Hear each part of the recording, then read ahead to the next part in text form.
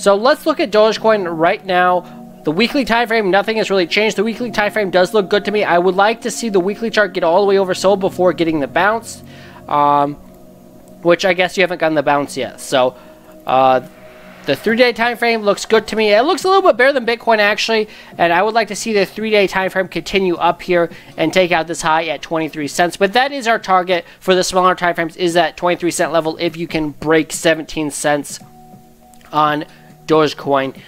So the daily chart, the 2-day chart's overbought, so that needs to cool down. The daily is also overbought, getting rejected off 17 cents right now. I would say right now it's getting rejected off 17 cents because you can't break it, and it's been a few days. We'll see what happens, but right now it's struggling to break 17 cents. If you break 17 cents, the next target is 23 cents. If you can't get above it, your next target to the downside is 13.5 cents, and then below that we're looking at basically 11.9 or 12 cents. So again, not much has changed. The 4-hour chart is really struggling. You can't get above it. You're making a lower high again. So I don't really like what I'm seeing on Dogecoin on the daily, 2-day, 3-day charts. The weekly looks good to me. The 4-hour chart does not look good to me. So it's likely that you stay around the 17 cent region for a while. If you can't get above it, then you're going to go back down to 13.5 cents.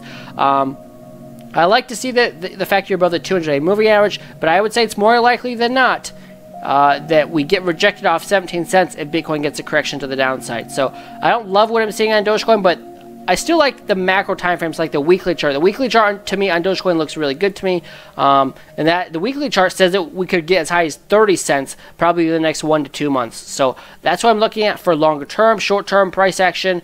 If you break 17, I'm looking for 23. If you don't, then again 13.5 is their targets to the downside. If you enjoyed this, appreciate if you hit the like, hit the bell notifications so you get notified every time I go live and post a video about Dogecoin. I'll see you guys in the next episode.